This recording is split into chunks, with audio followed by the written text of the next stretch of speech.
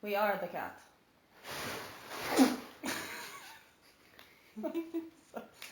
Sorry. Sorry, I lost it. That fucked me up.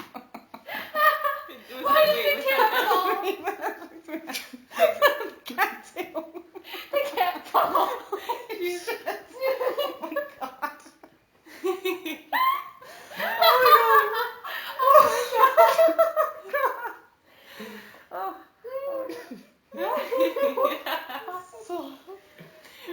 Wait, that was you? No! That wasn't. It wasn't her.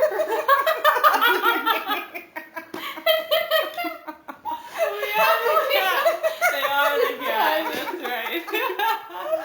Oh no. Okay. We're dealing with a bunch of clowns here. And it was going further too. It was like a whole point. You're so great. Oh my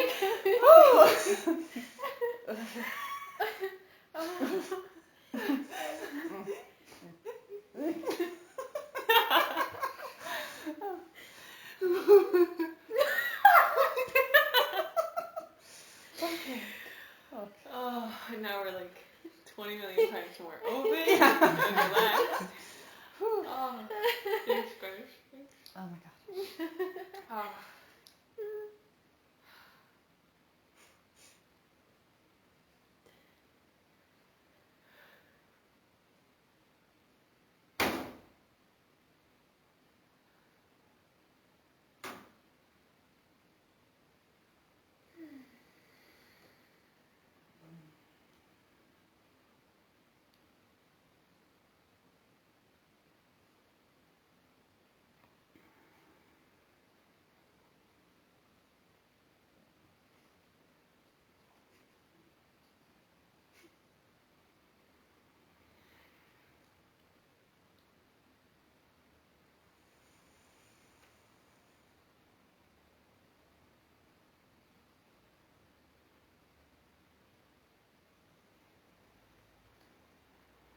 We are glad you were entertained.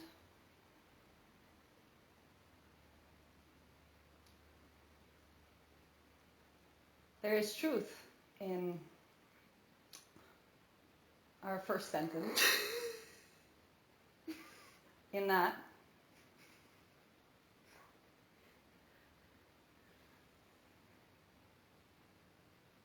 the cat, as all things,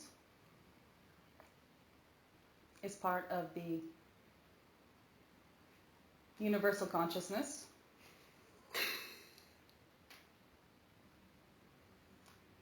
It is as likely that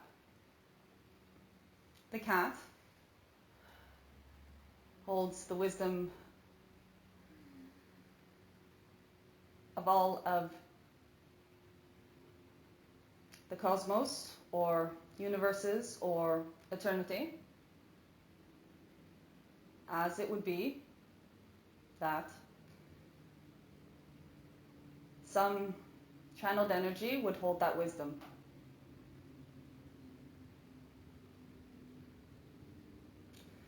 Perhaps in reflecting on this, one can bring themselves back to a certain balance where there's understanding that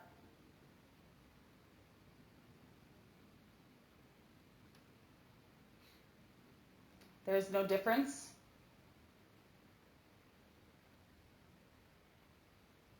between something that one has decided is insignificant or beneath them, and one has decided something is more significant or above them.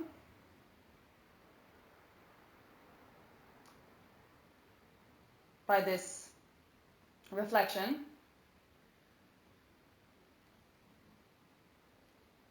one can see that inside lies the same wisdom.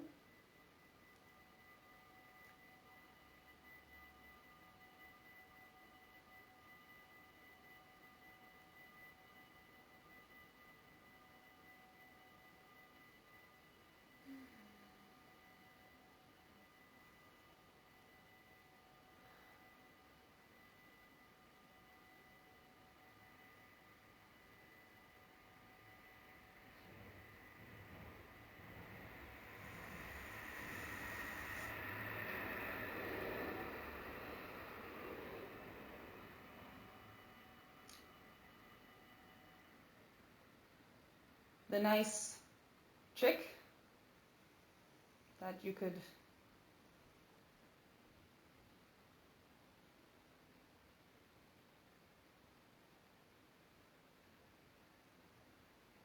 extract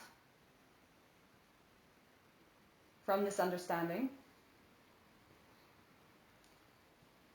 especially before it becomes complete understanding, because if it were, you would not need a trick, would be to find that thing for which you feel the most reverent. Find that thing to which you give the most authority.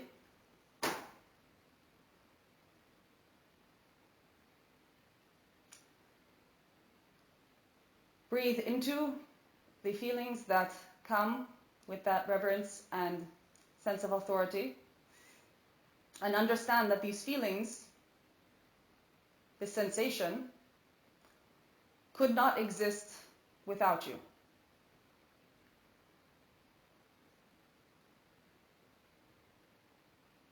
In this way, you are automatically removing the focus from the object of your affection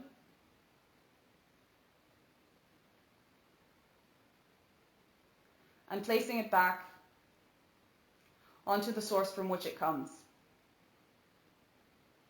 Once that is completed, all of the attributes that you have attached to that wisdom or authority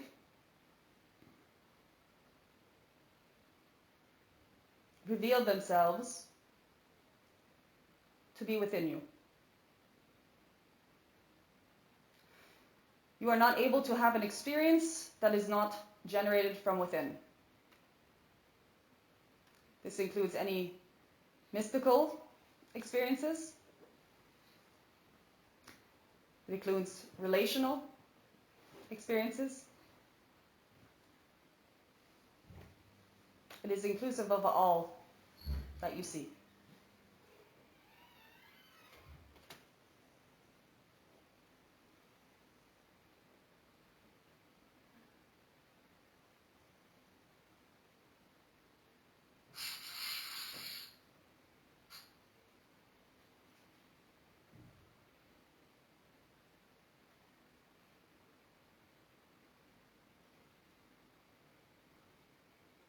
We heard talk of casual encounters for tonight.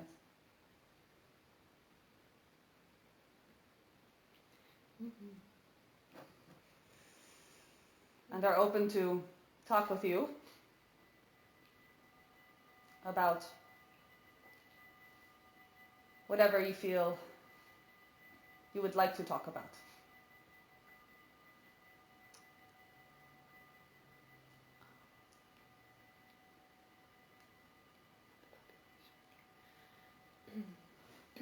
Okay, so perhaps you are aware of the conversation that we were having on the idea that maybe half or some amount of the population of humans are just like filler humans or extras.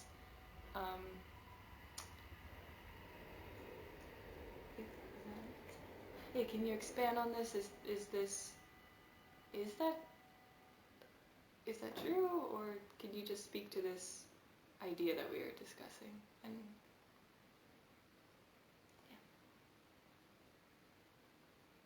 This would depend on what you define as human, because there are no humans in the way that you are thinking, because human is a term. It is a label or a category.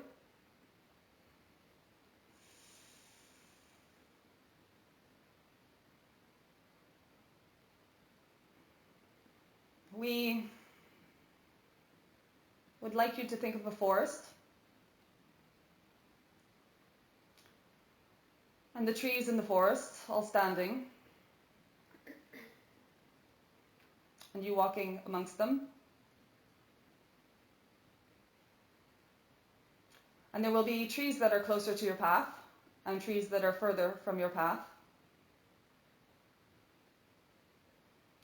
And the trees that are closer will have more detail and they will seem more alive to you because you will be able to see the life that circles around them, the ants that make their roads to reach the fruit, or the moss. And the trees in the distance will be perhaps even shrouded in fog.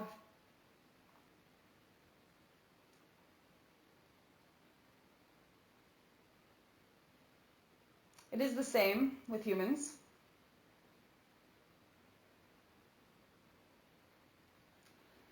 So for each of you, there are trees in the distance that do not need to be rendered in the same way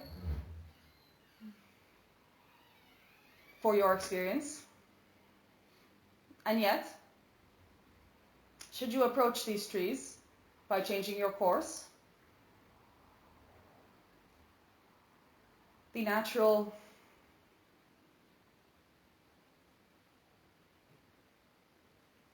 mechanisms of your consciousness will render these trees with more detail.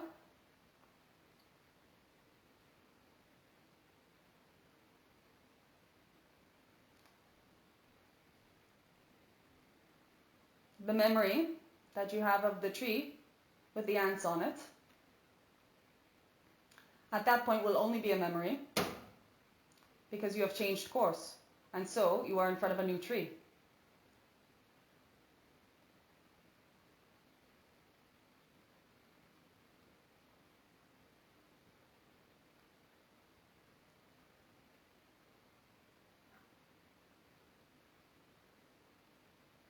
You must understand that the tree, now in the distance, the original tree with the ants, also has now lost its detail to your perspective. And so, what can be concluded from this comes back to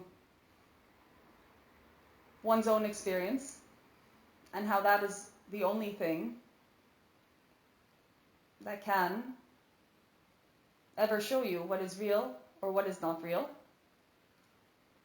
And if you would like something to be real, you only need to walk towards it.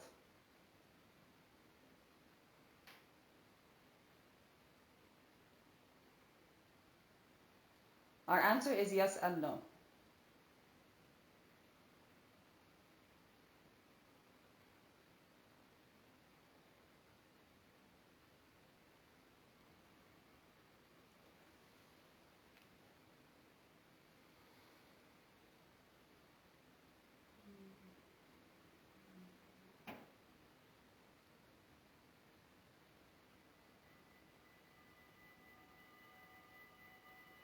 Can I ask a question, or would you like to keep expanding on that?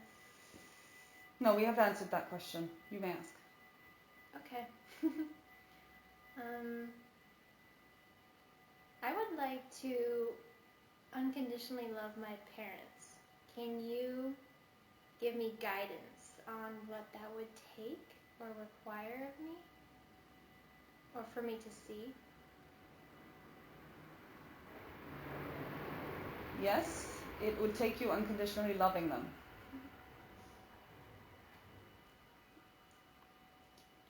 What you believe about that term may be different to what we believe about that term.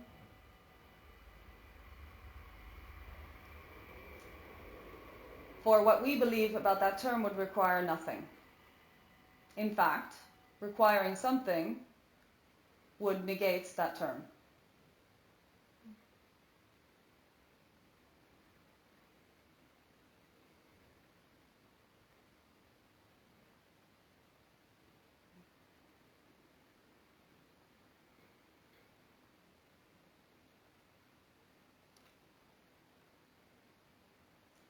Could you explain what unconditional love is?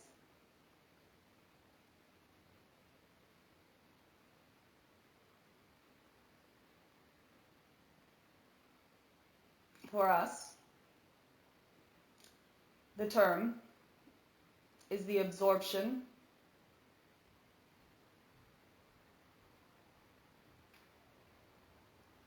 of other as self without seeing.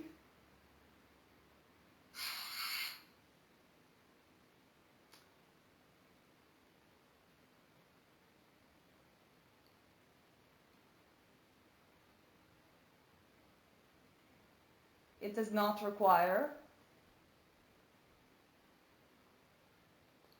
anything to change because there is no judgment.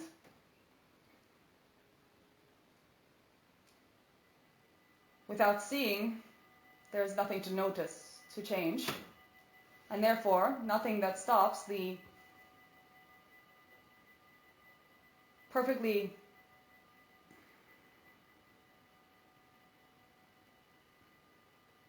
united energy of love.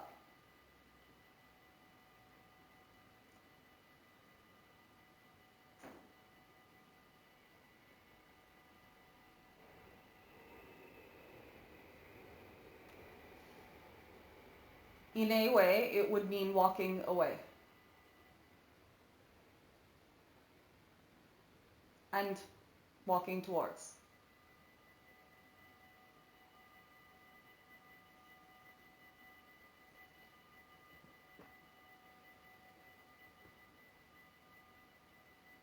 Unconditional love is possible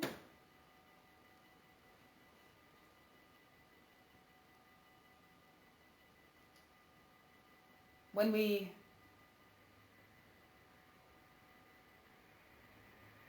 see very clearly how the conditions we place upon another are conditions we place upon ourselves.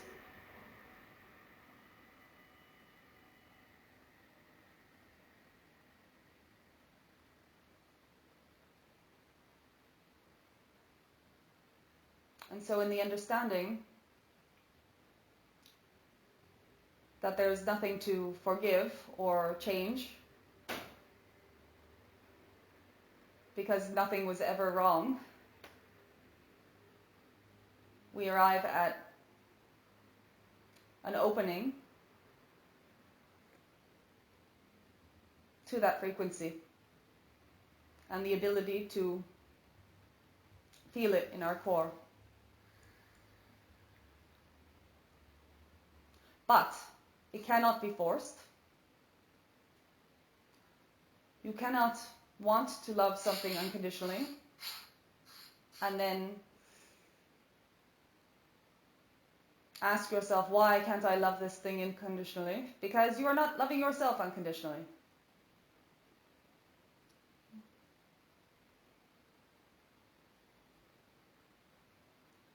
For some, a stimulus will be external, and for some, it will be internal on this topic.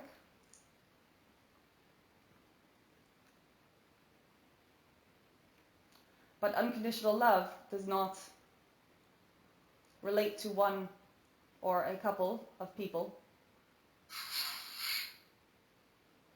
It is something that you allow yourself into, and you trust yourself into, and you love yourself into. And you will know that when you love yourself unconditionally, it will be natural to love your parents unconditionally. Because that will be who you are. That is who you are.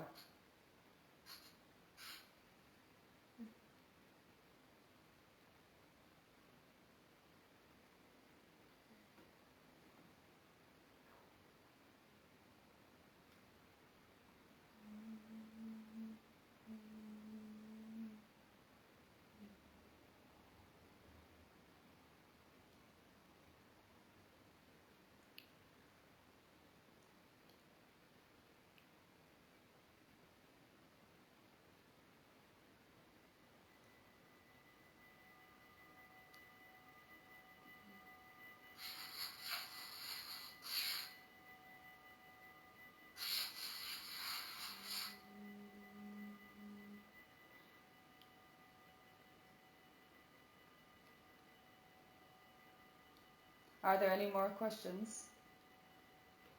Yes. Could you expand upon and explain karma for us?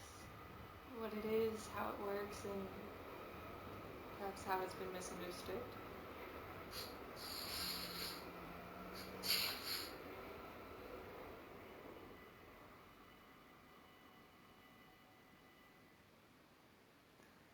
The teachings of karma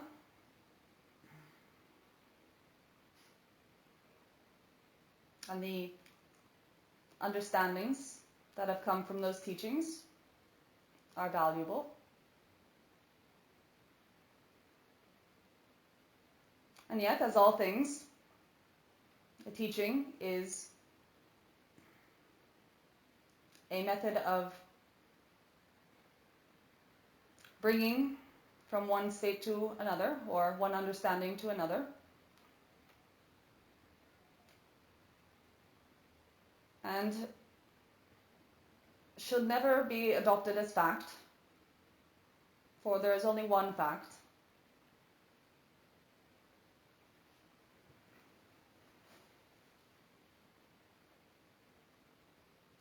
And so, if the teachings you have come upon karma are serving you, then they shall serve you. And if they do not, they should not. But in those teachings, there is the very beautiful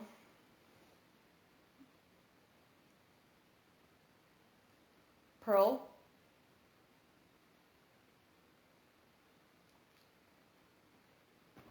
of a lesson of reaching oneness sooner. For as you treat others as you would like them to treat you, you understand sooner that they are you. And perhaps any fear or misunderstanding that has come up about karma has been placed by beings who have deep desire that others learn.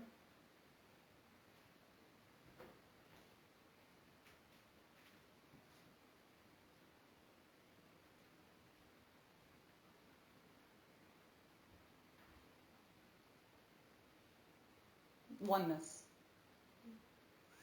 And so, the distortions would be to add fear or negative incentive to something that does not need it.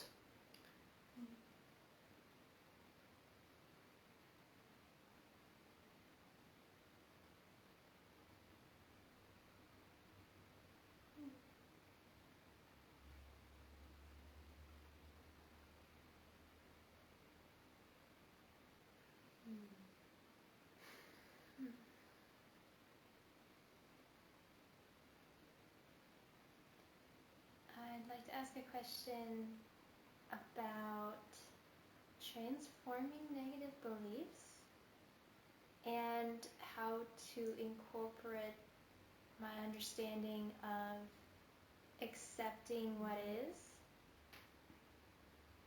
and seeing my negative thoughts and the foundational belief beneath them. And as Bashar says, we must see that it no longer makes sense, and then it is released. Can you expand on that, or What is the question you would like to ask? what is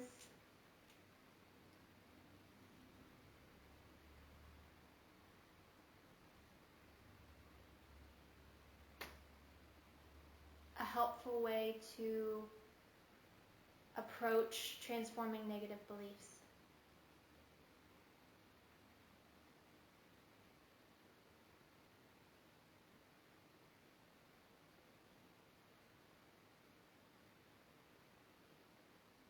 it is already helpful to be able to see your belief system and see if it is serving you or not.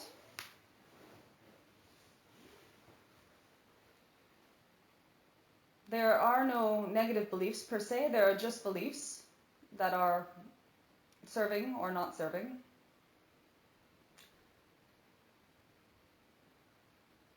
And so it becomes simple to see something is not serving and to replace it with something that does. This requires practice, perhaps.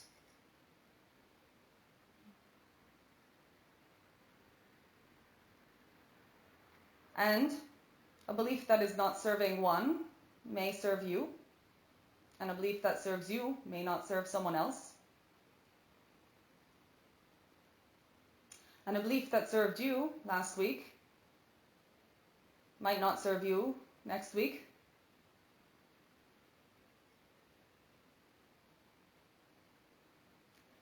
It is important not to get too attached to beliefs. For it is then that you can be spontaneous and flexible with the decisions that you make in your life.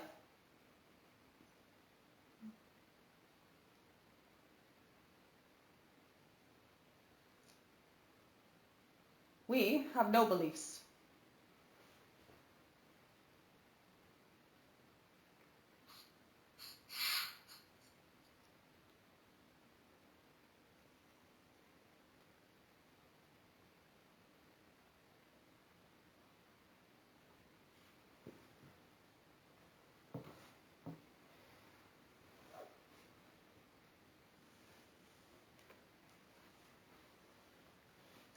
You are not a victim to any belief, emotion, circumstance.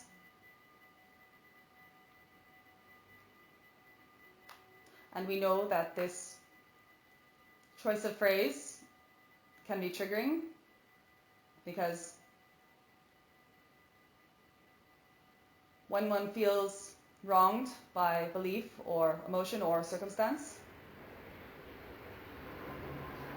there is a natural desire for compassion. But it is that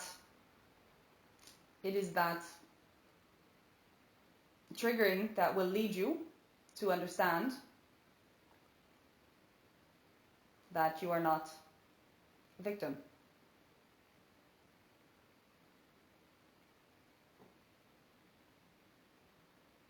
To transform anything, the first thing to do is to see it as neutral. Because if the thing is neutral, it needs no transformation.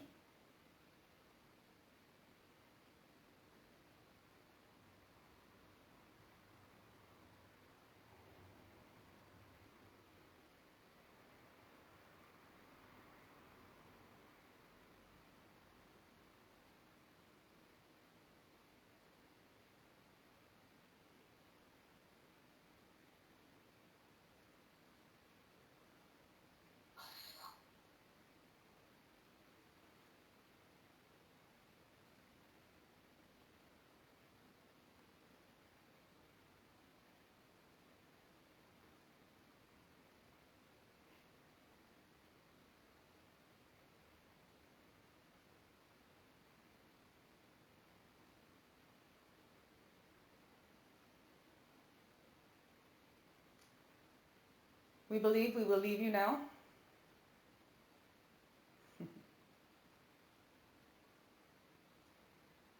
As the vessel is not stable.